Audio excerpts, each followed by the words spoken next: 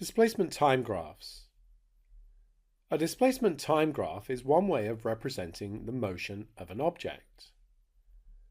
The displacement is represented on the vertical axis and the time on the horizontal axis. Displacement is often represented as the distance from some fixed point O.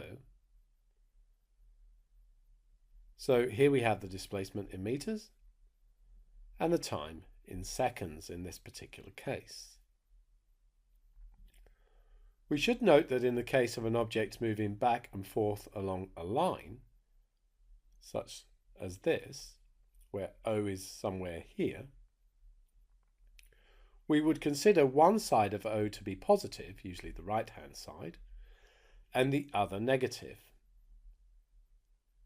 In this case, we would need to have displacement having both above the axis, i.e. positive, and below the axis, i.e. negative, displacements.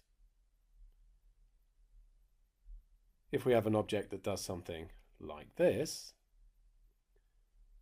then the displacement time graph might look something like this.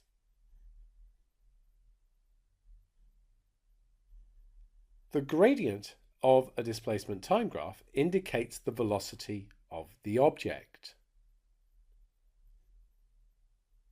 So if we just have a horizontal, in other words, the displacement or distance from a position isn't changing, then we can say the velocity is 0. And the gradient is 0. And we said up here that the gradient of a displacement time graph indicates the velocity of the object. If we have a line like this, where we can see that the displacement is changing steadily with respect to time, the displacement is increasing at a steady rate, and so the velocity is constant. And we know that straight lines have a constant gradient, so that all fits together nicely. Another situation we might have is something like this. Now I'll explain the lines I'm putting on here momentarily, but I'm just going to put the lines on for now. The displacement is increasing. Yes, we can see that it was increasing in the last one, but the rate at which it's increasing is changing in this one. As time goes on, greater distances are covered in the same time. So that's with these lines. This time interval here and this time interval are different.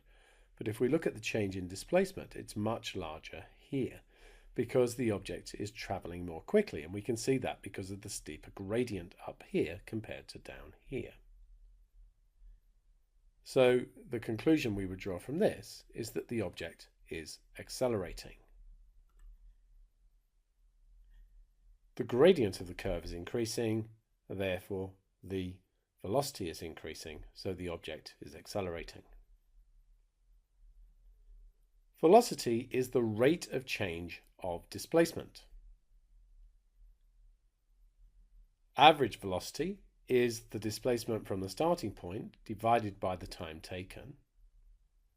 The average speed is the total distance travelled divided by time taken. And we'll look at the difference between these two in one of the examples that follows.